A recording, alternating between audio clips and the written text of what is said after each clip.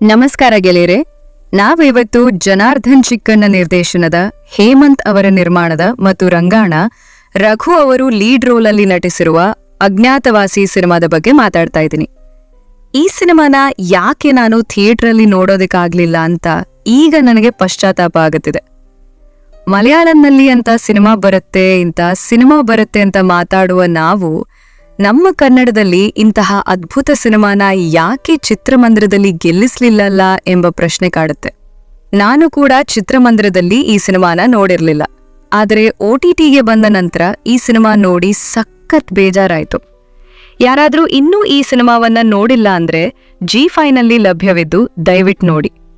ಇನ್ನು ಸಿನಿಮಾದ ಕಥೆ ವಿಷಯಕ್ಕೆ ಬರೋದಾದ್ರೆ,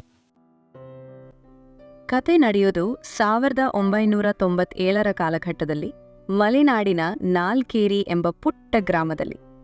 ಇಲ್ಲಿನ ಪೊಲೀಸ್ ಸ್ಟೇಷನ್ನಲ್ಲಿ ಕಳೆದ 25 ವರ್ಷಗಳಿಂದ ಯಾವುದೇ ಕ್ರೈಮ್ ದಾಖಲಾಗಿರುವುದಿಲ್ಲ. ಅಲ್ಲಿನ ಇನ್ಸ್ಪೆಕ್ಟರ್ ಒಬ್ಬ ರೈತನಂತೆಯೇ ಬದುಕುತ್ತಿರ್ತಾರೆ. ಆದರೆ ಹಠಾತ್ತನೆ ಶ್ರೀನಿವಾಸಯ್ಯ ಎಂಬ ಪ್ರಭಾವಿ ವ್ಯಕ್ತಿಯ ಸಾವು ಸಂಭವಿಸುತ್ತದೆ. ಇದು ಕೊಲೆಯೋ ಅಥವಾ ಸಹಜ ಸಾವೋ ಎಂಬ ತನಿಖೆಯ ಸುತ್ತ ಕತೆ ಸಾಗುತ್ತದೆ. ಈ ತನಿಖೆ ಹಳೆಯ ರಹಸ್ಯಗಳನ್ನು ಹೇಗೆ ಹೊರಹಾಕುತ್ತದೆ ಎಂಬುದೇ ಅಜ್ಞಾತವಾಸಿಯ ಹೂರಣ. ಇನ್ನು ಸಿನಿಮಾದ ಪಾಸಿಟಿವ್ ಅಂಶದ ಕಡೆ ಗಮನ ಹರಿಸುವುದಾದರೆ ರಂಗಾಯಣ ರಘು ಅವರ ನಟನೆ. ಸಿನಿಮಾದ ಮಾದ ಅತಿ ದೊಡ್ಡ ಶಕ್ತಿ ರಂಗಾಯಣ ರಘು.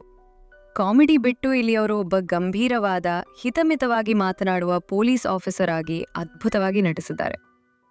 ತಾಂತ್ರಿಕತೆ, ಚರಣ್ ರಾಜ್ ಅವರ ಹಿನ್ನೆಲೆ ಸಂಗೀತ ಮತ್ತು ಅದ್ವೈತ ಅವರ ಸಿನಿಮಾಟೋಗ್ರಫಿ ನಮ್ಮನ್ನು 90ರ ದಶಕಕ್ಕೆ ಕರೆದುಕೊಂಡು ಹೋಗುತ್ತವೆ.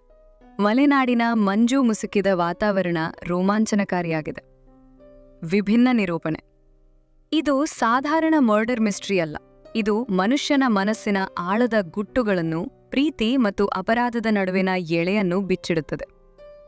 ತಾರಾಗಣ, ರವಿಶಂಕರ್ ಗೌಡ, ಸಿದ್ಲಿಂಗು ಶ್ರೀಧರ್, ಪಾವನಾ ಗೌಡ ಮತ್ತು ಸಿದ್ದು ಮೂಲಿಮನಿ ತಮ್ಮ ಪಾತ್ರಗಳಿಗೆ ನ್ಯಾಯ ಒದಗಿಸಿದ್ದಾರೆ. ಇನ್ನು ಥಿಯೇಟರ್ನಲ್ಲಿ ನೋಡಲು ಮಿಸ್ ಮಾಡಿಕೊಂಡವರು OTTಯಲ್ಲಿ ಲಭ್ಯವಿದ್ದು ಖಂಡಿತ ನೋಡಿ. ಕನ್ನಡದಲ್ಲಿ ಇಂತಹ ಪ್ರಯೋಗಾತ್ಮಕ ಸಿನಿಮಾಗಳು ಬರಬೇಕು ಮತ್ತು ನಾವು ಅವುಗಳನ್ನು ಬೆಂಬಲಿಸಬೇಕು. ನೀವು ಈ ಸಿನಿಮಾ ನೋಡಿದ್ರೆ ನಿಮ್ಗೆ ಏನು ಅನ್ಸಿತು ಅಂತ ಕಮೆಂಟ್ ಮಾಡಿ ತಿಳಿಸಿ. ಗೆಳೆಯರೆ, ವಿಡಿಯೋ ಇಷ್ಟ ಆದರೆ ದಯವಿಟ್ಟು ಲೈಕ್ ಮಾಡಿ ಮತ್ತು ಸಬ್ಸ್ಕ್ರೈಬ್ ಮಾಡಿ ನಿಮ್ಮ ಆತ್ಮೀಯರ ಜೊತೆ ಹಂಚಿಕೊಳ್ಳಿ.